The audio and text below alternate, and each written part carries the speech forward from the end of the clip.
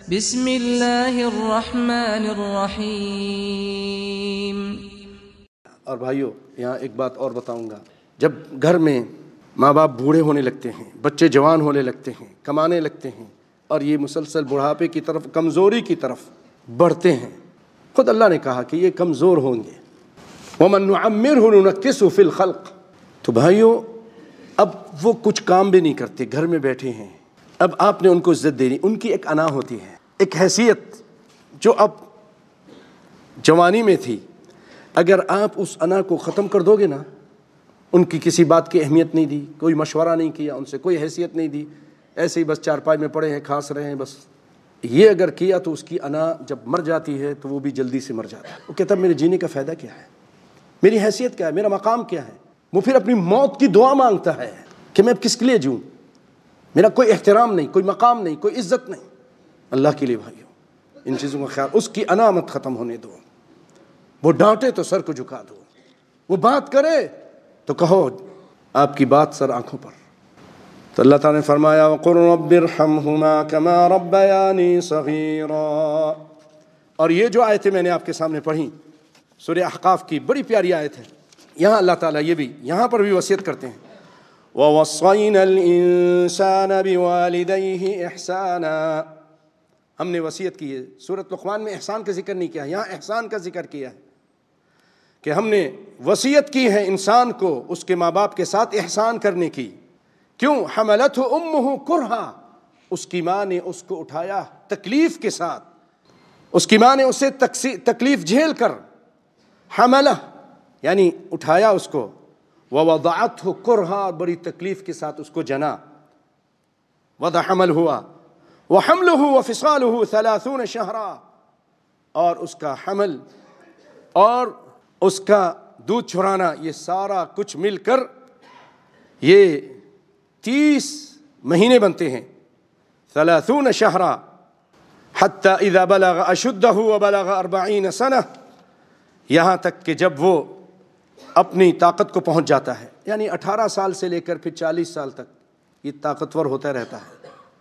قال رب اوزعنی، جو اچھے لوگ ہوتے ہیں، اچھا بیٹا ہوتا ہے، وہ دعا کرتا رب اوزعنی ان اشکر نعمتک التی انعمت علی، کہ اللہ مجھے توفیق عطا فرما کہ میں تیرا شکریہ ادا کروں اس نعمت پر جو تو نے مجھ پر کی، انعمت علی وعلی والدی، جو تو نے مجھ پر کی اور میرے والدین پہ کی، وان اعمل صالحا، اور اللہ میں تجھ سے یہ دعا کرتا ہوں کہ مجھے تو نیک اعمال کرنے کی توفیق عطا فرما، یا یہ ترجمہ وَأَنْ أَعْمَلَ صَالِحًا تَرْضَاهُ، اور وہ نیک عمل کروں جس سے تو خوش ہو جائے، وَأَصْلِحْ لِي فِي ذُرِّيَّتِي، اور میری جو اولاد ہے اس کی اصلاح فرما دے، إِنِّي تُبْتُ إِلَيْكَ وَإِنِّي مِنَ الْمُسْلِمِينَ، میں تیری طرف توبہ کرتا ہوں، رجوع کرتا ہوں، اور میں مسلمانوں میں سے ہوں۔ تو اللہ تعالیٰ نے ان کا وعدہ کیا ہے، ایسے لوگ، ایسے اولاد، ایسے نیک صالح اولاد، ان کا وعدہ فوراً اس کے بعد دوسری آیت میں ہے أولئك الذين نتقبل عنهم أحسن ما عملوا، اللہ تعالیٰ فرماتے ہیں یہی لوگ ہیں کہ ہم قبول کریں گے ان کے اچھے اعمال کو، احسن عمل کو، جو قرآن و سنت کے مطابق ہوں گے، جو اخلاص کے ساتھ کیے جائیں گے، وہ احسن عمل ہیں، وہ ہم قبول فرمائیں گے۔ وَنَتَجَاوَزُ عَنْ سَيِّئَاتِهِمْ، اور ان کی برائیوں سے، ان کے جو بھی کوتاہیاں ہو گئی ہیں اس سے درگزر کر دیں گے۔ اور فی اصحاب الجنت، یہ جنتیوں میں سے ہیں، یہ اصحاب جنت میں سے ہیں، وعد الصدق الذی کانوا یوعدون، یہ اس سچے وعدے کے مطابق جو ان سے کیا جاتا ہے، جو ان سے سچا وعدہ کیا جاتا ہے اس کے مطابق ان کو یہ جنت دی جائے گی۔ اللہ تعالیٰ سے دعا ہے کہ اللہ رب العالمین ہمیں اپنے ماں باپ کے ساتھ اچھا برتاؤ، اچھا معاملہ کرنے کی توفیق عطا فرمائے۔ بھائیو، یہ تو جب تک وہ زندہ ہیں آپ ان کے ساتھ اچھائی کریں۔ آپ کو وہ واقعہ یاد ہوگا، یہاں بیان بھی کیا تھا، بنی اسرائیل میں 3 آدمی سفر کر رہے تھے، راستے میں جب بارش شروع ہو گئی تو وہ ایک غار میں چھپ جاتے ہیں، پناہ لیتے ہیں، تو غار کے اوپر ایک بہت بڑی چٹان آ کر اس کا منہ وہ بند کر دیتی ہے، اب وہ نکل نہیں سکتے، یقینی موت تھی ان کے لیے۔ تو ان لوگوں نے اللہ سے دعا کی اپنے نیک اعمال کے وسیلے کے ساتھ. وسیلہ جائز ہے کسی نیک صالح آدمی جو زندہ ہے, قبر والا نہیں, جو زندہ ہے اس کا وسیلہ لینا, نیک اعمال کا وسیلہ لینا, اور اللہ کے اچھے ناموں کا. وَلِلَّهِ الْأَسْمَاءُ الْحُسْنَى فَادْعُوهُ بِهَا, اللہ کے اچھے نام وہ ذکر کر کے اس کے وسیلے سے آپ دعا مانگ سکتے ہیں. یہ 3 وسیلے کے. تو انہوں نے یہ اختیار کیا, اپنے اپنے اچھے اعمال ذکر کیے, تینوں نے ذکر کیے. میں ایک کی بات کرتا ہوں کہ اس میں سے ایک نے کہا, اے اللہ میرے ماں باپ بوڑھے تھے اور میں بکریاں چڑھاتا تھا, میں ان کو لے کر ایک دن بہت دور چلا گیا, رات کو دیر ہو گئی, اور پھر میں جب آیا تو ماں باپ سو چکے تھے. میں نے دودھ نکالا اور ان کے سرانے کھڑا ہو گیا. میرے بچے روتے اور بلکتے رہے. غور کیجئے گا, بچے بلکتے رہے. حدیث کے الفاظ بخاری کی روایت ہے. ہم بیوی کو, اپنے بچوں کو ترجیح دیتے ماں باپ پر. ایسا نہیں ہونا چاہیے. دیکھیں اگر آپ ایسا کریں گے نا تو اللہ تعالیٰ کائنات کے نظام کو بدل دیں گے, بڑی بڑی چٹانوں کو ہٹا دیں گے, آپ کے راستے کی رکاوٹوں کو ہٹا دیں گے. آپ اللہ کے تو بنے ماں باپ کی خدمت کر کے. آپ کہتے ہیں بڑی پریشانی ہے, بڑی مشکل ہے. ماں باپ کی خدمت کرو اچھی طرح, دیکھو پھر تمہاری ساری مشکلیں چٹانیں ہٹ جائیں گی. اللہ کی قسم, رب کعبہ کی قسم کھا کے کہتا ہوں, تم کر کے تو دیکھو. انہوں نے دعا مانگی اور کہا کہ اللہ تو جانتا ہے. سب سے پہلے میں ان کو دودھ دیتا تھا, آج جب میں پہنچا بچے بلکتے رہے, میں نے ان کو نہیں دیا. کہا جب تک میرے ماں باپ نہیں پئیں گے میں تم کو نہیں پلاؤں گا. یہاں تک کہ صبح ہو گئی, میں ان کے سراہانے کھڑا رہا. اور یہ دیکھیے یہ بھی گستاخی ہوتی, چیخنا شروع کر دیں, سو رہے تو ان کے آرام کو خراب کر دیا, نہیں اٹھایا بھی نہیں, اٹھایا اٹھو دودھ پی لو, ایسا بھی نہیں. یہ اسلام ہے ہمارا, یہ ہے اسلام. اللہ اکبر. بڑے ادب کے ساتھ کھڑا رہا. جب وہ صبح اٹھے تو میں نے ان کے سامنے دودھ پیش کیا, انہوں نے دودھ پیا. تو اللہ اگر یہ تیرے لیے کیا ہے تو اس چٹان کو ہٹا دے بھائیو. پھر وہ چٹان ان تینوں کے نیک کاموں کی وجہ سے اور دعاؤں کرنے کی وجہ سے اللہ تعالیٰ نے ہٹا دی. تو ماں باپ ان کا مقام پہچانیے اور یہ احسان کرتے رہیے. یہ صلہ رحمی ہے. اگر آپ ان کے ساتھ اچھائی نہیں کریں گے, برائی کریں گے اور ان کے ساتھ تعلقات کو ختم کر دیں گے تو آپ قطع رحمی کرتے ہیں.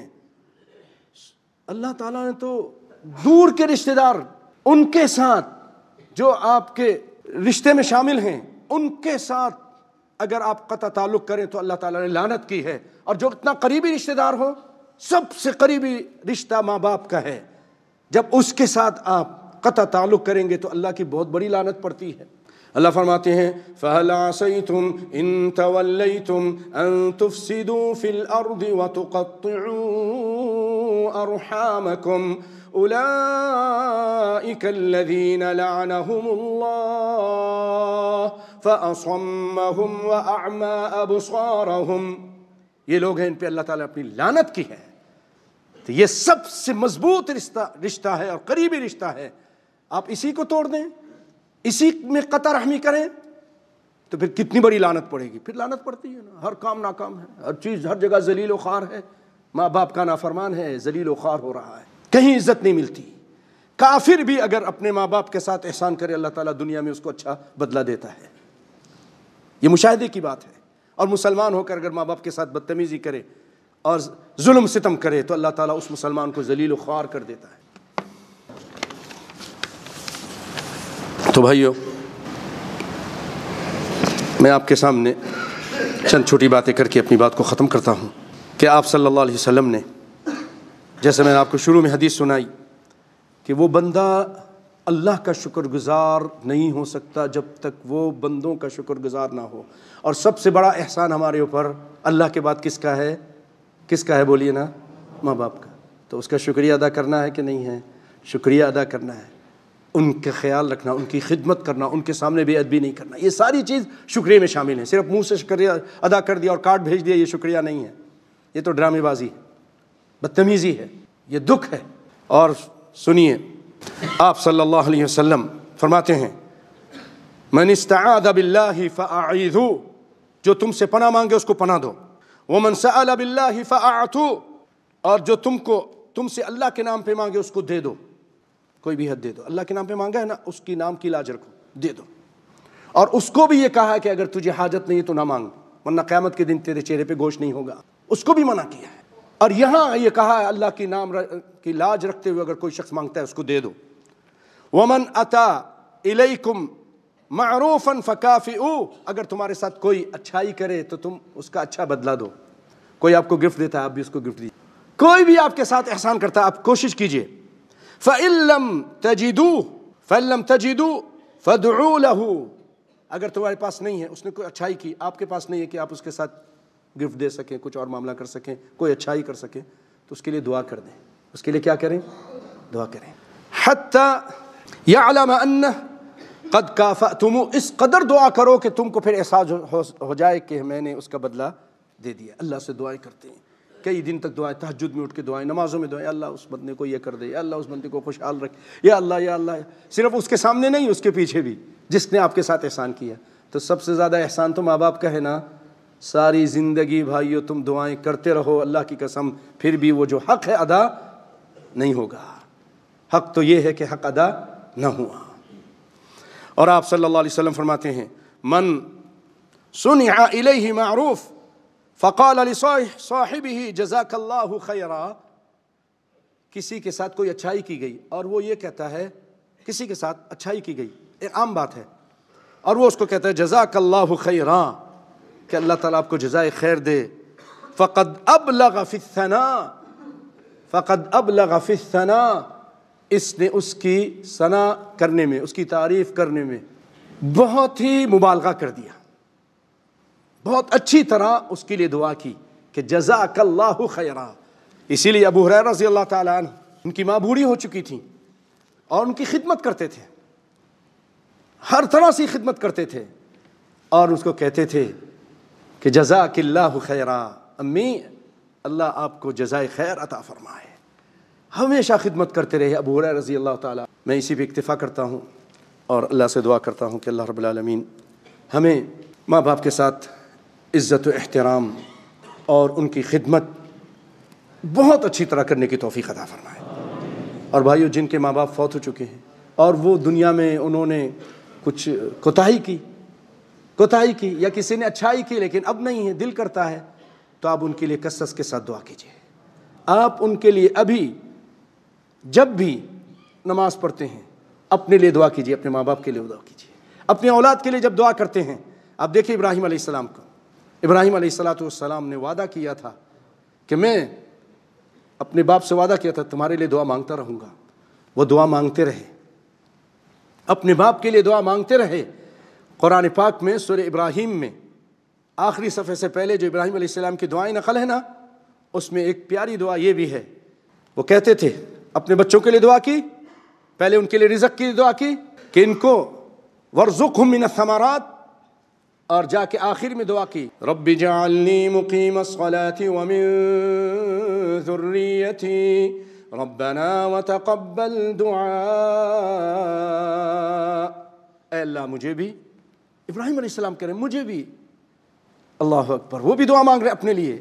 رب اجعلنی مقیم الصلاة، مجھے نماز کا قائم کرنے والا بنا، ومن ذریتی، میری اولاد کو بھی، رب اجعلنی مقیم الصلاة ومن ذریتی ربنا وتقبل دعاء. اے اللہ میری دعا کو قبول فرمانا، اے اللہ قبول فرما لے. آگے رب اغفر لی ولوالدی وللمؤمنین یوم یقوم الحساب. دعا کرتے ہیں اے اللہ مجھے معاف فرما دے. رب اغفر لی، ابراہیم جیسا عظیم پیغمبر اللہ سے بخشش مانگ رہا ہے، تو ہمیں نہیں مانگنا چاہیے؟ ہمیں بھی مانگنا چاہیے. کثرت کے ساتھ استغفار کریں. رب اغفر لی ولوالدی، جب بھی اپنے لیے بخشش کی دعا مانگو، اپنے ماں باپ کے لیے بخشش کی دعا. اور یہ آیت یاد کر لو، سورہ ابراہیم کے اندر ہے رب اغفر لی ولوالدی وللمؤمنین، اور سارے مسلمانوں کے لیے بھی مانگی انہوں نے. اللہ اکبر. ان کے دور سے پہلے جو مومن تھے، ان کے دور میں جو تھے، اور ان کے بعد آنے والے سارے مومنوں کے لیے انہوں نے بخشش کی دعا مانگی. ہم کو بھی اسی طرح کرنا چاہیے، اپنے لیے دعا مانگے، اپنے ماں باپ کے لیے دعا مانگیں، خاص ان کے لیے دعا مانگیں، اور پھر اس کے بعد عام مومن مسلمانوں کے لیے دعا مانگیں. اے اللہ ہم سب کے گناہوں کو معاف فرما دے، اے اللہ ہم سب کی مشکل پریشانی کو دور فرما دے.